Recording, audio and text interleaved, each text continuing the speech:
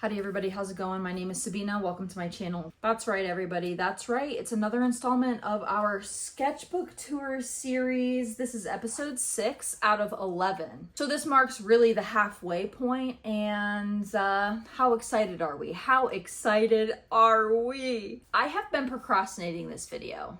It's just the truth. I don't know why, but as it turns out, it's actually the smallest sketchbook in the entire series. Let me take you on a journey real quick before we get into the meat and potatoes.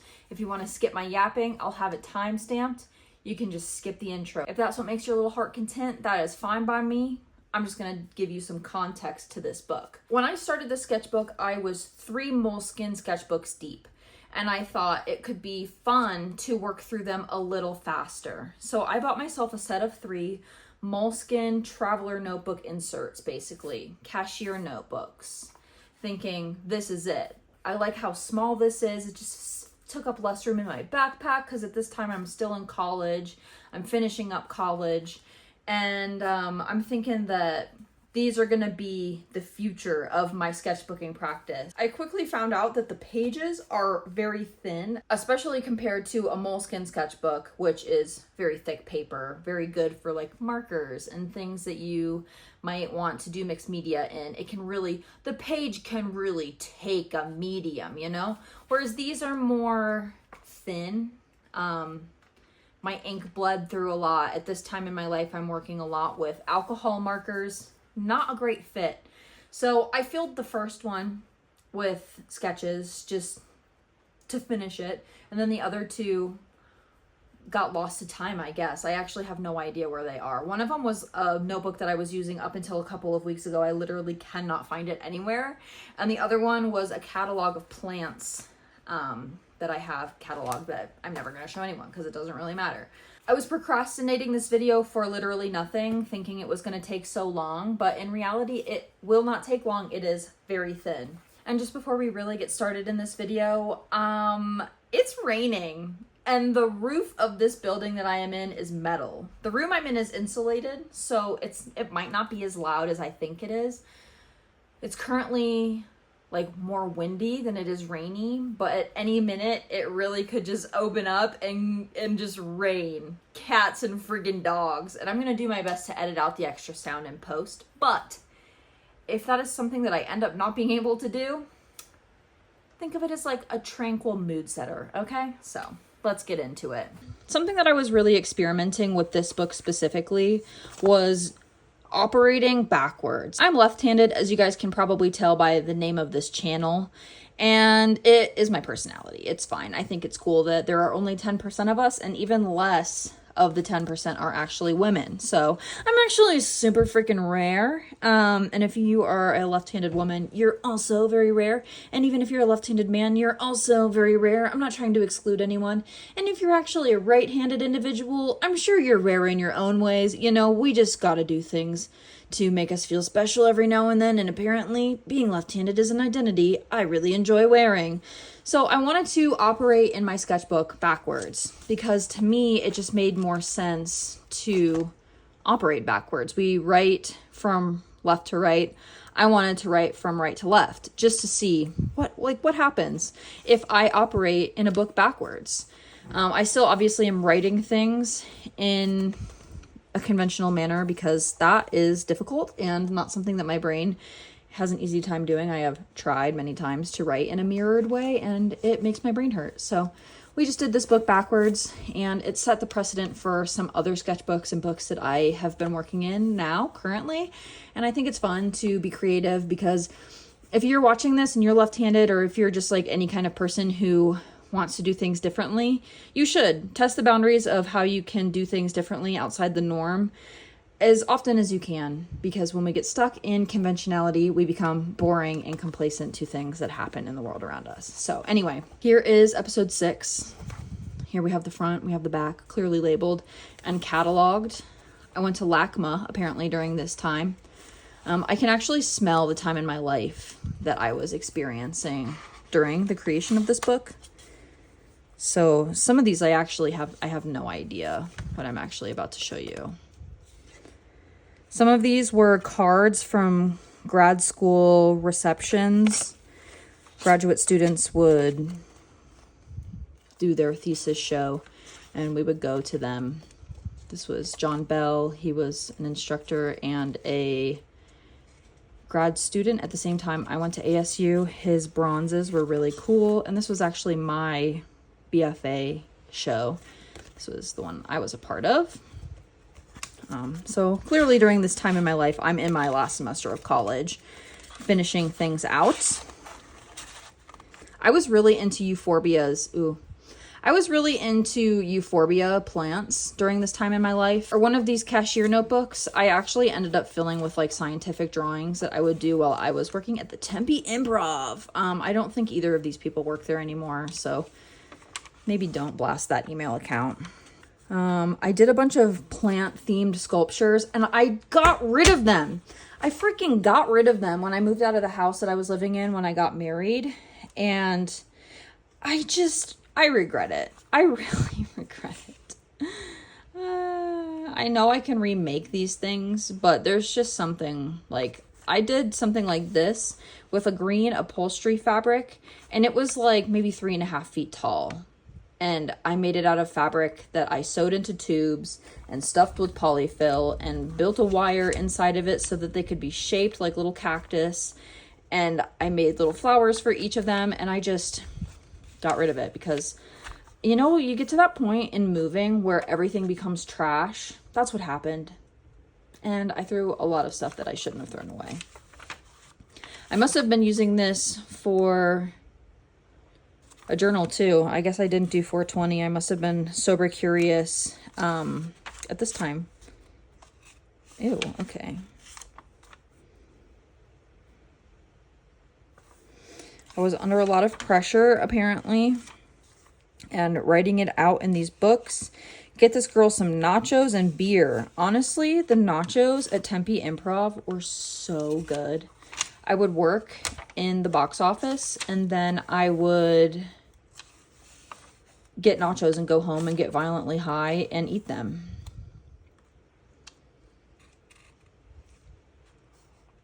I had to do like a goals book. This is still must have been before the time that I formally started my journaling practice, because I'm clearly still journaling in this book. And I don't know at what point I stopped journaling in my sketchbooks. And I do think that separating my journals and my sketchbooks has been better for me. It's not something I ever want to go back to, especially now that I have like a daily pages practice. I'm thinking about filming a journaling ecosystem video. If anybody's interested in that, I might still just make it anyway, even if you're not interested, because I am interested in showing you guys what I'm doing. And I've been doing my planner this year in a way that is really cool and really fun. It is like a planner meets a sketchbook, and it'll become like a moment in time kind of book that I get to look back on and like, this is what I did in 2025. And it's a practice that I will be continuing to do maybe for the rest of my life. It has been very fun and very fulfilling, and something I'm really wanting to show you guys. But anyway, this is a more formal sketch of that sculpture that I made, playing with ideas of like, what if I did it with an acrylic box as the base? But I ended up actually building it out of wood. At this time in my life, plants are giving me life. I am doing lots of these types of drawings, filling pages of a sketchbook with different kinds of like, maybe in hindsight, I actually ended up using this book for a lot of my scientific drawings. And by scientific drawings, I mean, I would find websites with euphorbias and just draw them. I thought these were really cute too, but you can't really grow them outside of water. They look best like in a watery environment. I had a lot of plants at one point, and then I moved from Phoenix, and I ended up, like, a lot of them ended up dying. There was the summer of 2020, I went out of town, and then it was also the driest, hottest summer on record for a very long time. And I killed like 25 of my outdoor plants, and I think I maybe had like 50 at the time. So 50% of my plants dying. And then when I moved out of Phoenix, I ended up getting rid of a lot because I was in a transitional place from where I was living, and I only kept the ones that I really, really felt connected to, or that were like small enough to fit in my car when I moved. That was fun. This is when I kind of realized that this book is not for me. because this style of drawing is something that I was really exploring heavily during this time in my life. It's a line drawing of the plant, and then I go in with alcohol marker for the base, and then I go in with colored pencil on top for the details and ink and stuff to really make everything pop. And as you can see, like, the pages just, you could only draw on one side. I guess I could do like ink on the side, but it was just something like, especially compared to the Moleskine sketchbooks, transitioning from that to this, I don't love a thin page like this. Even still, I don't lean on really thin pages. I understand that they take up less space, but they're just not as fun for me personally to work on. Here's some notes about bracelets and rings. I made a lot of this design, these two, when I first started making jewelry. I haven't in a while, and I should probably bring it back. Never stop touching butts, y'all. That's a motto I still live by, but consensually, right? Like, don't touch someone's butt unless you know them, and it's like, all right. Oh, Lynchburg gives me anxiety for several reasons. I spent my teen years in Lynchburg, Virginia, which is a very Baptist fundamentalist town that does not vibe with who I am as a person. So let's see why. My parents, we're getting messy on Maine. Let's proceed. My parents, I hate my dad, and I hate the way my mom deals with my dad, even though I'm no much better. Okay. Cheese has a lot to say. He must have finished his dinner. Hi, sweetie. Hi, sweetie. Hi, sweetie. Come on up. Come on up. I think during this time in my life, it's definitely pre-healing journey, right? And I'm kind of coming to the conclusion that, hey, something needs to change. And I don't know if I have made my declaration to the universe that I will not do what was done to me yet. But what I do know is that I spent a long time in my anger over what had been done to me. I spent a long time in victimhood. And there's this paradox with victimhood where on one hand, you can become empowered through it because you can acknowledge that what was done to you was fucked up and shouldn't have happened. But it can be addicting because you can acknowledge what was done to you, right? And you can say, like, these things happened to me. But when it comes to getting out of it, that takes hard work and facing your shadow and your pain and the things that hurt really bad. Facing your programming, facing the whys of things, and taking responsibility for how your actions might be actually perpetuating some of the things that you wanted to see end in your line, you know? So, yeah. In this current moment in my life, I am very much in my anger, in my victimhood, and I hadn't really started the deep somatic healing.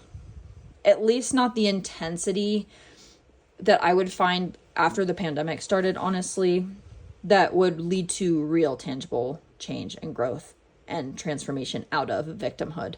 So, we're all on our journeys. Everybody's journey is going to look different. And I was an angry butthole for a long time.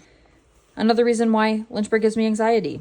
Lack of anything to do. I'm not creatively fulfilled here. None of my stuff is here. I was in college, obviously at this time, and I would bring like sewing crafts and little things to do, but it just, not fulfilling. The people here are really just okay. Paola is cool, my best friend from high school. But we even now are super different, but she's still great. It's the rest of them. We are all just on a different page, I guess. Yeah. No, I just don't vibe with the deep south. Paola's great, whatever. We just grew up. We're adults and we grew up separately. And I'll always have a deep, deep reserve of love for her in my heart. And that is all that really needs to be said. There's no but. It's just how it is. You grow up. It's mostly my dad. He knows how to make me feel crazy, and fuck him for that. And that's so funny because bro has never once had an intentional thought in his life. Bro has never once had a moment of true heart-centered intention. So I was feeling victimhood. I was feeling victimized by that, right? Like, he makes me feel crazy. He makes himself feel crazy, and he projects that onto all of us. He has never known a moment of regulation in his life. He did not have the tools to teach me regulation. He did not have the tools to teach me emotional maturity because he was never given the tools. We are dealing with generations of fuckery, okay? It is not personal, girl. He's hurting too. He feels crazy and he didn't know how to do better. He still doesn't know how to do better. And we have to move on. We have moved on. Many, many years later, we have moved on. Things are okay now. This is just where I was at this time in my life. Emotions can really be a lot sometimes. I was learning how to feel my feelings somatically because there's a difference between mentally knowing how to identify your feelings and letting that shit pass through your body. When you start to let that shit happen and you start to feel your feelings really, truly in your body, it's scary. That is scary. I cried a lot for many years. Everything made me cry for many years. We're good now. Things have changed. I've grown. Journaling. Lots of hands during this time in my life. Bork, bork. Oh, that's my mom's dog.